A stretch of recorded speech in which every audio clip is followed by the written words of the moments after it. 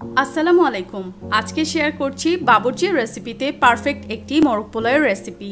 আসছে কুরবানি ঈদে আমাদের গরু খাসির পাশাপাশি মুরগির আইটেম রান্নাও কিন্তু বাদ পড়বে না, তাই তো একদম সহজভাবে দেখিয়েছি এই রেসিপিটা। চলো রান্নাটা দেখে নেই।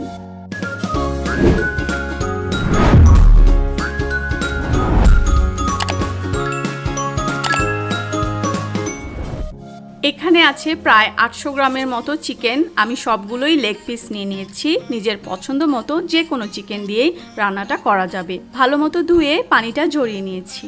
চিকেনগুলো আমি কিছু সময়ের জন্য ম্যারিনেট করে রাখবো। এখানে একে একে দিয়ে দিচ্ছি 1 চা চামচ পরিমাণ লবণ, 1 টেবিল চামচ পরিমাণ আদা বাটা, 1 টেবিল চামচ পরিমাণ রসুন বাটা, 1 চা চামচ পরিমাণ লাল মরিচের গুঁড়ো। আরও দিয়ে দিচ্ছি এখানে আমি হাফ কাপ পরিমাণ টক দই। এবার সবগুলো খুব ভালো মতো একসাথে মিশিয়ে নিব এবং প্রায় আধা ঘন্টার জন্য এই চিকেনটা আমি মাখিয়ে এভাবেই রেখে দিব। একটা প্যানে দিয়ে দিচ্ছি 3 টেবিল চামচ পরিমাণ তেল এবং এখানে দিচ্ছি 2টো তেজপাতা, 5টা এলাচ, 3টা লং এবং 2টো দারচিনি ভেঙে টুকরা করে। আমি 1 মিনিটের মতো এই মশলাটাকে ভেজে নিব। যখন মশলা থেকে সুন্দর একটা গন্ধ বের হবে তখনই আমি এখানে দিয়ে দিচ্ছি 1 কাপ পরিমাণ পেঁয়াজ কুচি। এই পেঁয়াজটা পুরোপুরি বেরেস্তা করে নিতে হবে, তাই যতক্ষণ পর্যন্ত না একদম লালচে হয়ে যাচ্ছে একটু পর পর নেড়ে আমি পেঁয়াজটাকে পুরোপুরি লাল করে নিব।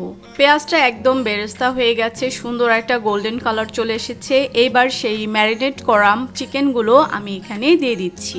উল্টে পাল্টে ভালো মতো চিকেনটা পেঁয়াজের সাথে মিশিয়ে নিচ্ছি। এখানে আমি এখন দিয়ে দিব 1 চা চামচ পরিমাণ ধনিয়ার গুঁড়ো এবং 1 চা চামচ পরিমাণ গরম মশলার গুঁড়ো। এখানে যদি কারো কাছে জয়ত্রী এবং জায়ফলের গুঁড়ো থাকে তাহলে 1/4 চা চামচ পরিমাণ দিয়ে দিলেই হবে। যেহেতু আমার কাছে এক্সট্রা করে জায়ফল জয়ত্রীর গুঁড়োটা ছিল না, তাই আমি এখানে 1 চা চামচ পরিমাণ গরম মশলার গুঁড়ো ব্যবহার করেছি। যেখানে আরও অনেক রকমের মশলা আছে। এই শাহি গরম মশলার গুঁড়োর রেসিপিটাও কিন্তু আমার চ্যানেলে অলরেডি আমি দিয়ে রেখেছি।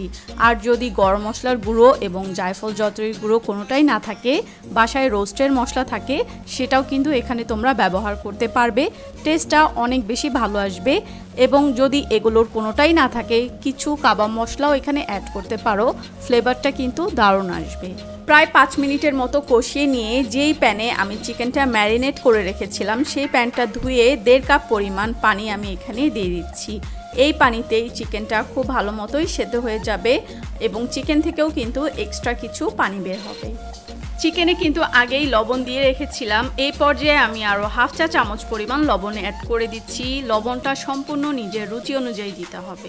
ছোট বড় মিলিয়ে আমি 8টা আলু বোখারা এখানে চিকেনে দিয়ে দিচ্ছি এবং চিকেনটাকে মিডিয়াম লো হিটে ঢেকে সেদ্ধ না হওয়া পর্যন্ত রান্না করব এবং একটু পরপর কিন্তু ঢাকনা উঠিয়ে নেড়ে দিব।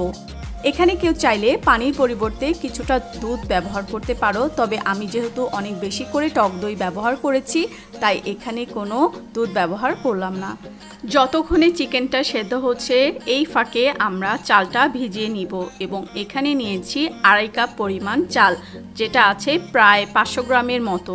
চালটা খুব ভালো মতো ধুয়ে ভিজিয়ে রাখবো চিকেনটা যতক্ষণ পর্যন্ত না সেদ্ধ হচ্ছে। প্রায় 25 থেকে 30 মিনিটের মতো লাগবে। চিকেনটা একদম প্রায় সেদ্ধ হয়ে গেছে এবং পানিটাও দেখো শুকিয়ে গেছে। এখন চিকেনটা আলতোভাবে আমি একটু নেড়ে দিচ্ছি এবং উল্টে পাল্টে দিচ্ছি, কারণ এই পর্যায়ে যদি জোরে জোরে নাড়া হয় তাহলে চিকেনের মাংসগুলো খুলে যাওয়ার সম্ভাবনা আছে।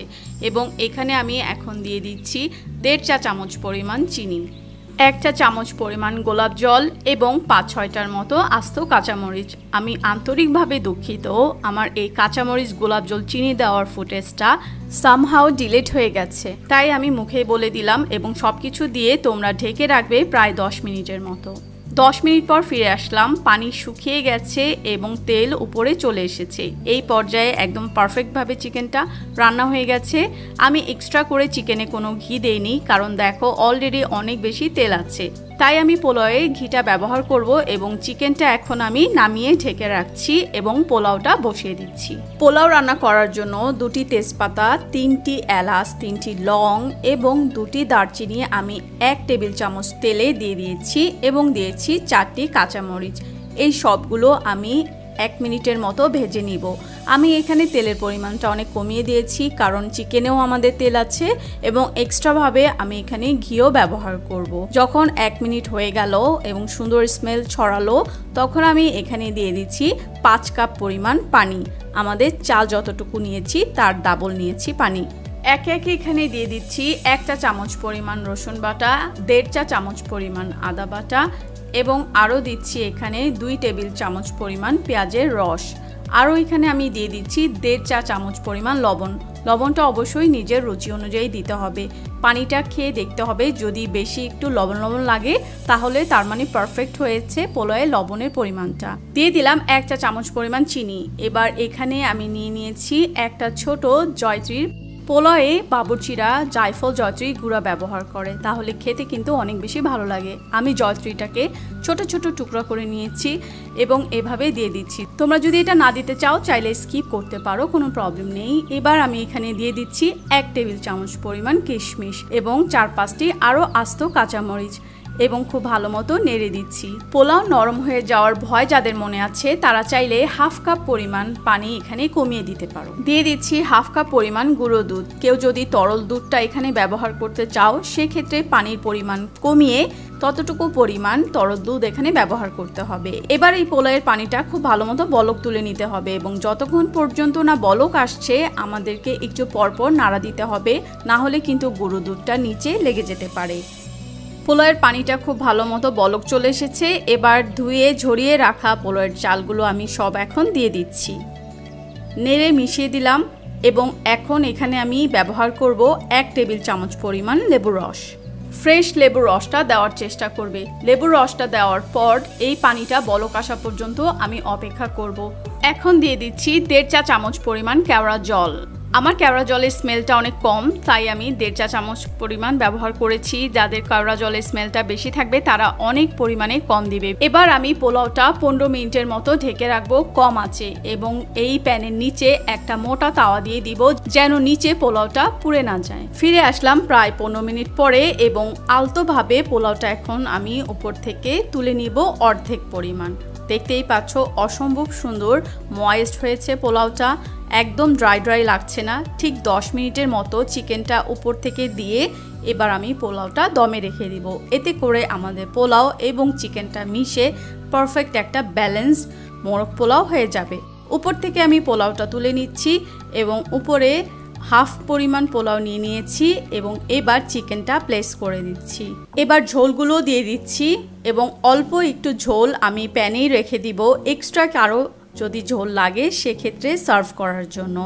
এবং এখানে দিয়ে দিচ্ছি কিছু বাদাম কুচি, কাঠবাদাম অথবা পেস্তা বাদাম নিজের রুচি অনুযায়ী উপরে বিছিয়ে দিয়ে তারপর উপর থেকে পোলাওগুলো আবার সমানভাবে দিয়ে দিতে হবে। এবং এবার আমি এখানে কিছু ঘি ব্যবহার করব। এখানে আমি প্রায় 1 টেবিল চামচের একটু বেশি পরিমাণ ঘি দিলাম এবং চারদিকে ছড়িয়ে ঘিটা দিয়ে এটাকে ঠিক 10 মিনিটের জন্য দমে রাখবো এবং তারপর গরম গরম সার্ভ করব। এই তো তৈরি হয়ে গেছে দারুণ মজার বাবুর্চি স্টাইলে মোরগ পোলাও। আশা করছি রেসিপিটা সবার ভালো লেগেছে। খুব তাড়াতাড়ি চলে আসবো ঈদের জন্য আরও মজার মজার কিছু রেসিপি নিয়ে। সেই পর্যন্ত সবাই অনেক ভালো থেকো। Thanks for watching. আল্লাহ হাফেজ।